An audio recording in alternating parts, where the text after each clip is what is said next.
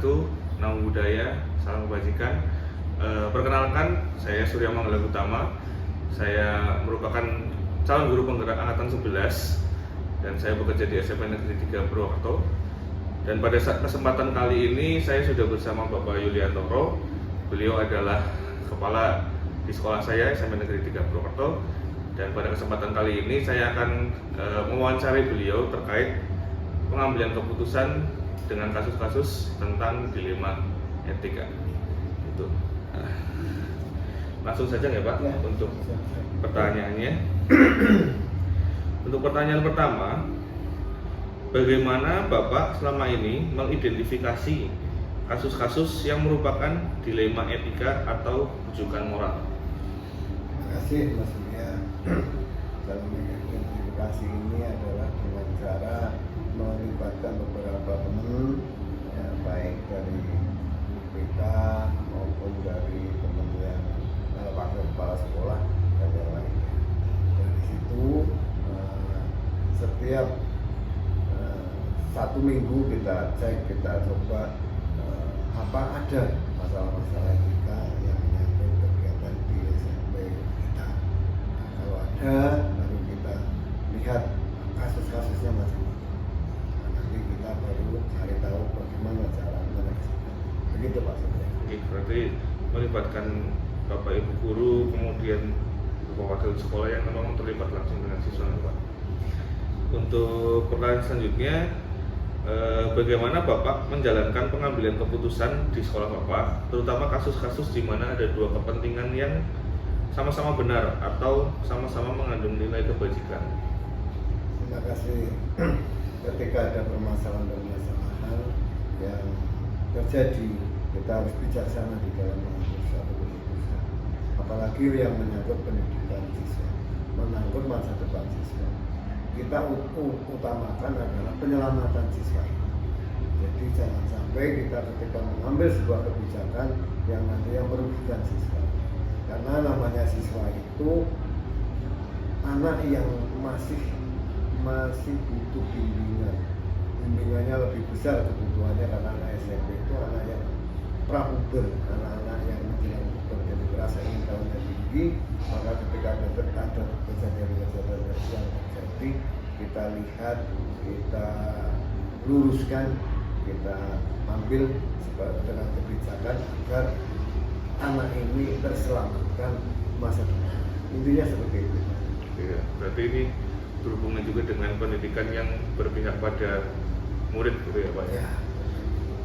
Berarti mungkin melanjutkan pertanyaan yang tadi, langkah-langkah atau dalam Bapak mengambil keputusan itu ada langkah-langkahnya atau prosedur yang biasa Bapak lakukan selama ini? Yang selama ini anak-anak ketika kita mengambil keputusan yang kita libatkan, terutama anak itu sendiri, kemudian orang tuanya serta bapak ibu. Kita lihat, kita kita ambil masukan-masukan dari semua pihak. Setelah itu kita ambil kebijakan yang terbaik. Biasanya kita ambil kebijakan adalah bagaimana anak itu supaya terselamatkan. Jadi tidak ada kebijakan-kebijakan yang menyalahkan anak-anak yang terlibat dalam kasus-kasus yang terjadi. Jadi semua itu masih bisa diperbaiki. Intinya seperti itu. Untuk pertanyaan selanjutnya, hal-hal apa saja yang selama ini Bapak anggap efektif dalam pengambilan keputusan dalam kasus-kasus dilema etika? Yang efektif adalah kita mempelajari dulu. Jadi kita pelajari dulu dan kita punya satu keyakinan. Jadi keyakinan ini yang menjadikan kita selalu berada dalam realitas. Yakin bahwa anak itu masih bisa diperbaiki, masih bisa diarahkan, masih bisa dididik. Karena anak itu belum terbentuk 100%. Nah, ketika kita yakin bahwa anak itu masih bisa diperbaiki, masih bisa diarahkan, insya Allah kita mengambil kebijakannya itu pasti kebijakan yang baik. Tapi kalau kebalikannya, kalau kita sudah punya pemikiran yang jelek dulu, pemikiran yang nggak baik dulu, maka ini nggak akan selesai. Jadi yang terbaik adalah kita cari teman-teman, kita minta untuk mencari tahu bagaimana latar belakangnya mengapa terjadi seperti itu, dan keyakinannya bahwa dengan seperti ini kita masih bisa memperbaiki itu. Jadi cari latar belakangnya, kemudian kita arahkan, kita berikan yang terbaik untuk anak. Dalam mengambil keputusan, Bapak pernah nggak sih selama ini mendapatkan tantangan-tantangan khusus gitu dalam mengambil keputusan, terutama terkait kasus-kasus anak atau yang lain juga? Selama ini kayaknya tidak, karena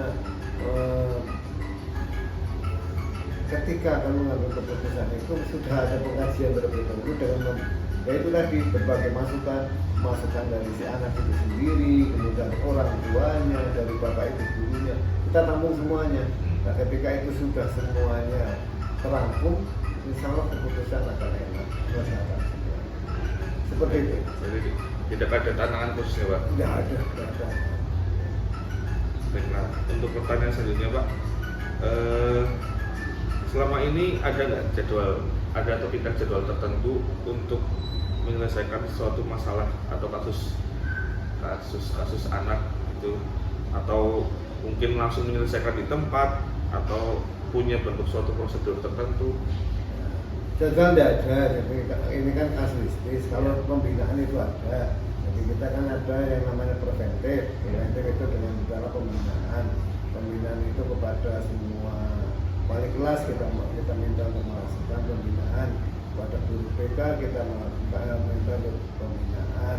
Kemudian kita menjaring dari bekerjasama dengan pihak yang terkait seperti lembaga anak, kemudian kepolisian yang bertugas tentang bagaimana aturan-aturan tentang anak-anak remaja, anak sekolah. Ini kita libatkan semuanya, dan badan anti narkoba kita libatkan. Nah, ketika terjadi permasalahan, ya kita dimulai dari BK dulu untuk menggali anak itu permasalahannya apa. BK bekerja sama dengan wali kelas untuk menggali akar permasalahannya. Jadi yang kita cari akar permasalahannya bukan masalah di saat itu, tapi anak itu bermasalah kenapa. Nah, setelah itu baru menggali itu mulai dari anak, kemudian ke orang tua, sampai kepada teman-teman. Setelah ketemu kesimpulannya baru diselesaikan oleh teman-teman di BK dan lain-lain. Ketika itu sudah belum selesai, baru kepala sekolah melakukan. Selama ini diserahkan kepada yang memang sudah bertugas, mulai dari wali kelas, semua guru, BK. Ini semua bekerja sama ketika ada satu permasalahan dengan bidang-bidang terkait. Setelah itu ketika itu sudah selesai, ya sudah. Tapi ketika teman-teman butuh arahan, ya kita berikan arahan. Seperti itu. Selama ini ada nggak Pak seseorang atau mungkin guru atau mungkin yang lain, atau ada faktor-faktor yang mempermudah Bapak dalam mengambil keputusan? Jelas. Banyak yang faktor-faktornya itu masukan-masukan dari teman-teman, kemudian masukan dari teman-teman, kemudian bagaimana keterlibatan orang tua, semua ketika satu dukungan semua itu sudah terangkum, ya itu mempermudah. Tidak mungkin kita bekerja itu sendiri. Jadi saya tetap meminta saran, meminta masukan dari semua teman yang berkaitan dengan permasalahan dan masalah. Tanpa itu nggak bisa, keputusannya nggak akan baik. Dan ketika keputusan itu diambil setelah mendapat masukan dari berbagai pihak, maka itulah yang mempermudah sebuah keputusan yang akhirnya keputusan itu endingnya adalah menyelamatkan. Mungkin ini pertanyaan terakhir Pak untuk Bapak. Mungkin dari semua yang tadi saya tanyakan, kemudian yang jawaban Bapak selama ini dalam pengambilan keputusan Bapak di sekolah, ada nggak pengalaman atau mungkin pembelajaran yang baik gitu dalam khususnya dalam mengambil kebijakan supaya lebih bisa mengambil kebijakan atau keputusan yang tepat, atau Pak Yuli semakin bijak dalam mengambil keputusan gitu dari pengalaman yang sudah? Begini Mas Yuli, kadang kita itu di dalam bekerja sok membawa emosi, membawa rasa, membawa keinginan yang terlalu besar. Itu yang menjadikan kadang-kadang kita salah mengambil keputusan. Jadi yang saya alami, saya rasakan selama ini adalah saya tidak boleh mencampur adukan antara perasaan, keinginan yang berbeda, bercampur aduk. Yang harus difokuskan adalah ini kita mendidik, ini kita bukan menghakimi, bukan menghakimi. Anak-anak kita adalah anak-anak masa depan. Maka di dalam diri kita harus terlebih dulu diyakinkan bahwa kita tidak dalam posisi menghakimi, kita di posisi mendidik. Kita harus dengan kesabaran, harus berpikir ke depan. Ketika ini kita lakukan, ketika kita mementingkan bagaimana penyelamatan anak, maka ini menjadi mudah. Tapi menjadi sulit ketika kita berpikir bahwa anak adalah seperti kita, anak harus kayak kita, anak harus menjadi seperti kita. Dan ini yang kadang-kadang. Jadi prinsipnya kalau kita ingin sukses, kita ingin bijak, ya apapun yang kita pikirkan bahwa anak adalah anak yang masih dalam perkembangan, yang masih dalam keingintahuan, yang semuanya masih butuh bimbingan. Kita tidak menghakimi, tapi kita menunjukkan jalan yang benar. Ketika itu yang kita pikirkan, maka semuanya menjadi mudah dan insya Allah lebih berhasil. Tidak pakai marah-marah. Saya kira itu Mas Surya. Jadi memang keputusannya untuk keselamatan anak, pihak anak supaya memang mereka masih bisa berkembang gitu ya Pak ya. Ke arah yang lebih bagus. Baik Pak Yuli, mungkin itu saja pertanyaan-pertanyaan terkait pengambilan keputusan yang berhubungan dengan kasus-kasus dilema etika. Saya mengucapkan terima kasih untuk Pak Yuli karena sudah menyempatkan waktu untuk diwawancarai sama saya. Terima kasih. Mudah-mudahan apa yang saya sampaikan akan manfaatnya. Oke, amin. Saya tutup dulu ya Pak. Oke, demikian wawancara saya dengan Pak Yuli, Kepala Sekolah SMA Negeri 3 Purwokerto terkait tugas modul 3.1 pengambilan keputusan yang terkait kasus dengan dilema etika. Semoga dalam wawancara ini terdapat pembelajaran-pembelajaran yang bisa kita petik supaya kita bisa lebih baik lagi. Terima kasih. Wassalamualaikum warahmatullahi wabarakatuh. Shalom.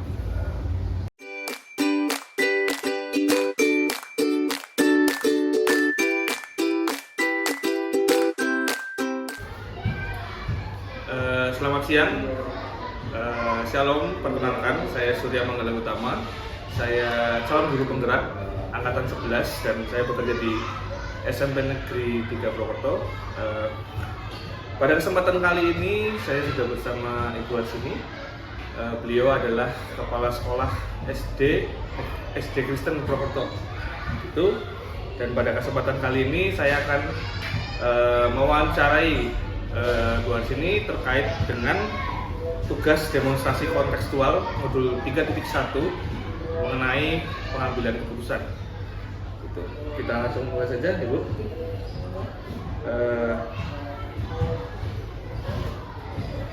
Untuk pertanyaan pertama, selama ini bagaimana Ibu dapat mengidentifikasi kasus-kasus yang merupakan dilema etika atau kejutan moral?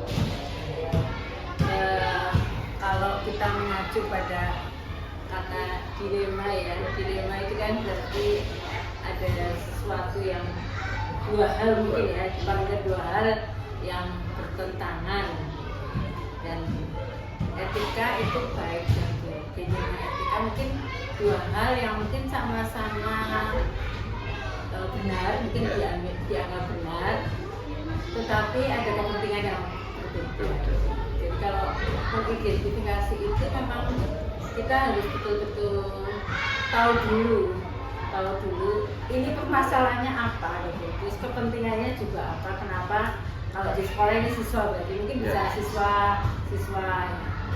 guru dengan guru mungkin bisa saja terjadi, tapi kan jarang gitu ya.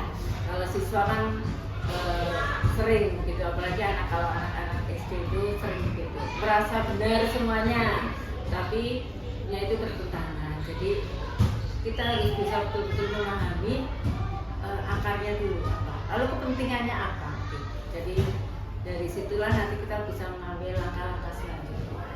Berarti Ibu dalam mengidentifikasi kasus mencari dulu akar permasalahannya Iya. apa, kepentingannya apa, dan mungkin siapa saja yang terlibat mungkin Ibu ya. Iya. Ya. Baiklah, mungkin untuk yang selanjutnya, bagaimana Ibu menjalankan pengambilan keputusan di sekolah, terutama untuk kasus-kasus di mana ada dua kepentingan yang sama-sama benar atau sama-sama mengandung nilai kebajikan. Ya. Apa tadi langkah-langkahnya? Eh, Cara mengambil keputusan. Iya, menjalankan pengambilan keputusan iya. di sekolah. Ya, ketika ada kasus di mana ada dua hal yang sama-sama benar atau mungkin sama-sama mengandung nilai kebajikan. Berarti memang kita harus, yang pertama kan tadi kita harus Ya. tahu dulu ya Benar. permasalahannya apa gitu. Dari situ kan kita bisa mencermati dulu. Iya. Kenapa sampai ada hal seperti itu gitu kan. Lalu langkah kita ya memang harus betul-betul dipertimbangkan dengan baik supaya keputusan yang kita itu nantinya menjadi keputusan yang tepat, yang adil ya untuk kasus ini, terus kemudian tidak merugikan lah, tidak merugikan kedua belah pihak, tapi karena itu kita harus mendengar dulu. Dari situlah keputusan nanti bisa kita ambil. Gitu ya, Bu ya. Oke. Jadi mungkin pertanyaan ketiga berhubungan dengan yang tadi seperti apa? Bagaimana menjalankan mengambil keputusan. Ya. Nah, pertanyaan ketiga ini mungkin langkah-langkahnya, prosedur seperti apa yang Ibu lakukan selama ini, mungkin untuk ketika ada kasus tertentu, Ibu dalam menanganinya atau mengambil keputusan itu langkah-langkahnya awalnya seperti apa? Awalnya. Ya, Kalau awalnya tadi ya harus paham dulu. memahami akar permasalahannya. Ya, memahami dulu.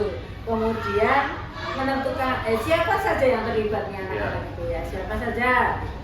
Lalu mungkin kita juga harus tahu mengenai atau bisa juga mengumpulkan fakta-faktanya dulu. Ya, Ya, dari berbagai pihak kita ambil mungkin anak-anak lain yang melihat. Ya. Saya kan kita betul ya itu kita kumpulkan fakta-faktanya dulu. Lalu menguji dulu, benar nggak kalau misalnya si A mengatakan A gitu ya, Ya. si B mengatakan B. Kita kumpulkan fakta-faktanya dari beberapa yang terlibat, lalu kita uji yang benar, yang mana. Nah itu baru kita bisa menentukan apakah itu benar-benar sudah sesuai dengan apa yang akan kita lakukan. Jadi nggak langsung ya, nggak Iya. langsung. Oh kamu salah, kamu benar. Tapi harus ada, memang harus ada siswa yang melalui. Ya. Jadi banyak langkah-langkahnya lumayan panjang ya Bu ya. Nggak cuma kita sebagai mungkin ibu kepala sekolah langsung ambil keputusan salah benar atau gitu ya Bu. Walaupun punya wewenang ya, gitu. Iya. Tapi kan tidak boleh seperti itu. Tidak boleh seperti itu ya Bu. Iya, Ada langkah-langkahnya ya Bu iya. ya. Oke. Untuk pertanyaan selanjutnya Bu, hal-hal apa saja yang selama ini Ibu anggap efektif dalam pengambilan keputusan pada kasus-kasus dilema etika? Efektif ya. Yang Ibu anggap efektif untuk mengambil keputusan pada kasus dilema etika. Baik, berarti kelanjutannya tadi ya. Iya. Setelah kita menentukan langkah-langkah itu, lalu kita mencoba untuk berpikir berdasarkan fakta atau hasil apa yang kita tadi gali itu kan. Iya. Lalu kita juga harus mempertimbangkan mengenai peraturan-peraturan yang ada di sekolah. Karena sekolah kan pasti ada aturan-aturan. Jadi peraturan yang berlaku di sini, kalau saya ambil keputusan ini bertentangan juga tentunya. Lalu yang saya mungkin harus ada apa ya, rasa peduli walaupun bukan berarti kita subjektif kepada si A atau si B, tapi memang kepedulian itu memang tetap harus kita utamakan. Kita lakukan penanganan kenapa. Jadi mungkin apa namanya ya, dalam kasus dilema etika mungkin kan kadang ada benturan antara aturan, Iya. kemudian mungkin adanya rasa kasihan Iya. atau perasaan, Iya, kayak gitu ya, Bu. subjektif ya. Iya, itu subjektif ya, Bu, ya. Iya. Jadi sebenarnya dalam pengambilan keputusan nggak melulu apa namanya, Apa yang terjadi saat pokoknya itu. peraturan, harus peraturannya A ya harus peraturan Iya, A, begitu, gitu iya, ya. iya. Mungkin kita juga bisa Mempertimbangkan banyak lah. pertimbangan ya, Iya, Bu ya. pertimbangan. Gitu. Oke, untuk pertanyaan selanjutnya Ibu terkait tentang tantangan apa saja yang mungkin selama ini Ibu hadapi dalam pengambilan keputusan terkait kasus-kasus dilema etika. Tantangannya, iya. Tantangannya. Ya, memang banyak pihak yang harus kita pertimbangkan. Biasanya tantangannya itu berupa tekanan-tekanan ya. Kalau siswa biasanya hubungannya juga nanti dengan orang tua, berarti ada tekanan sosial di situ. Iya. Apakah keputusan yang sudah diambil itu juga berkenan begitu ya, artinya orang tua bisa memahami atau tidak, atau jadi kewajiban kita juga pun nanti menjelaskan juga ke orang tua. Jadi karena ada tekanan itu kita punya kewajiban. Nah, mungkin yang selanjutnya mungkin adanya perubahan apa ya, perubahan nilai dalam masyarakat mungkin yang sudah berkembang ya dengan kemajuan digital ini kan, mungkin ada hal-hal nilai-nilai dalam masyarakat yang mulai berubah gitu ya. Kita juga dituntut untuk bisa memahami itu juga. Lalu juga tentang adanya perbedaan kepentingan yang berbeda, karena adanya dilema itu, perselisihan itu kan karena semuanya masing-masing merasa dirinya benar, jadi pasti punya kepentingan sendiri. Itu yang menjadi tantangan bagi siapapun lah ya, kalau kita bisa ya untuk mengambil keputusan. Jadi tantangannya memang banyaknya tekanan dari berbagai pihak dan berbagai sisi ya, Bu, ya. Iya betul. Iya. Oke, Bu. Untuk pertanyaan selanjutnya, apakah Ibu memiliki sebuah tata kelola atau jadwal tertentu dalam sebuah penyelesaian kasus dilema etika? Terus, apakah Ibu langsung menyelesaikan di tempat atau memiliki sebuah jadwal untuk menyelesaikan? Atau bentuk prosedur seperti apa yang Ibu jalankan selama ini? Kalau Ada jadwal jadwal ya nggak tertentu ada ya. khusus?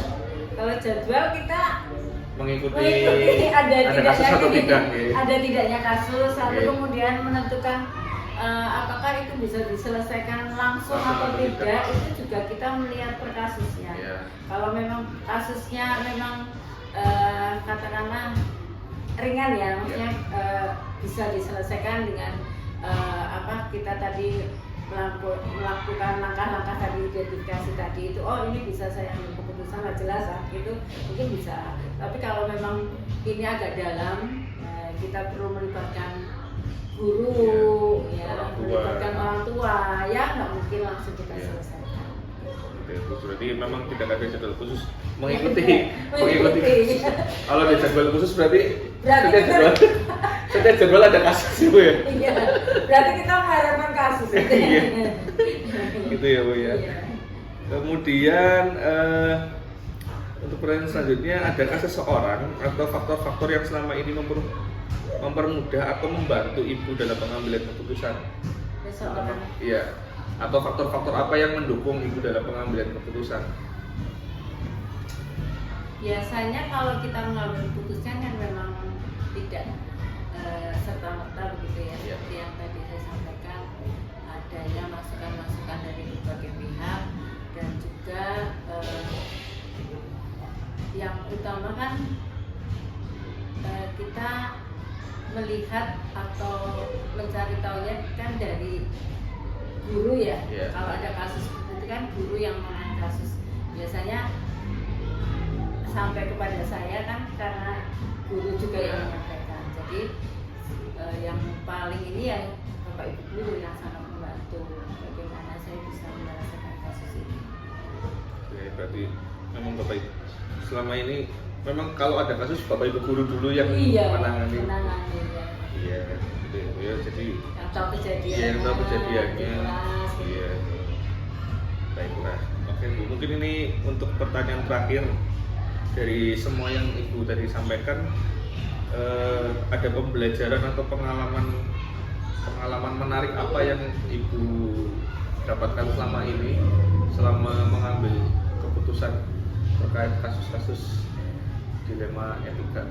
Mungkin pengalaman yang baik atau pengalaman yang gitu, Bu. Kalau pengalaman pengambilan keputusan ya itu menjadikan saya semakin mungkin bisa lebih bijak ya maksudnya. Iya. Ya, dari berbagai kasus begitu. Terus bagaimana supaya sekolah ini bisa meminimalisir gitu. Jadi pembelajaran itu kita jangan sampai ada kasus-kasus yang merugikan banyak pihak, terutama untuk anak-anak bisa mendapat hak belajar mereka di sekolah. Keinginan saya sih dari kalau adanya kasus-kasus seperti ini, kepinginnya sekolah menjadi sekolah yang ramah anak. Guru-guru datang ke sekolah dengan seperti yang gembira. Terus anak-anak juga datang ke sekolah dengan sukacita gitu ya. Jadi sudah punya niatan di sekolah untuk belajar gitu. Jadi diminimalisir lah seperti itu. Iya, Bu. Berarti pengalaman atau pembelajaran baiknya lebih bijak, kemudian apa namanya, anak juga ke sekolah itu memang karena mereka menginginkan, ingin bertemu temannya, ingin Itu belajar pokoknya gitu mau ya. Sekolah bukan nanti aku ketemu mau ngapain Iya. kayak gitu. Guru-gurunya juga nantinya juga bisa berpihak pada murid, pembelajarannya. Jadi memang jadi sekolah yang menyenangkan Iya, gitu ya. anak-anak tuh dengan gurunya juga bisa terbuka ya, Iya, bisa mengungkapkan terbuka. apa yang menjadi permasalahan mereka tanpa harus berantem dengan teman-temannya. Iya. Ya, Bu, sebelumnya terima kasih sudah menyempatkan waktu untuk mau saya wawancarai. Sama-sama. Oke, terima kasih buat waktunya, kemudian terima kasih buat pengalamannya. Jadi saya juga di sini juga belajar banyak terkait pengambilan keputusan sebagai kepala sekolah. Salam Gitu. kepala sekolah. Ya kan? Amin. Gitu mungkin sudah cukup wawancaranya Ibu. Saya bisa mengucapkan terima kasih. Saya tutup dulu. Oke. Demikian wawancara saya bersama Ibu Asini, Kepala Sekolah SD Kristen Purwokerto. Semoga apa yang sudah disampaikan oleh Ibu Asini bisa menjadi pengalaman bagi saya, bisa menjadi pembelajaran bagi saya. Sekian, terima kasih.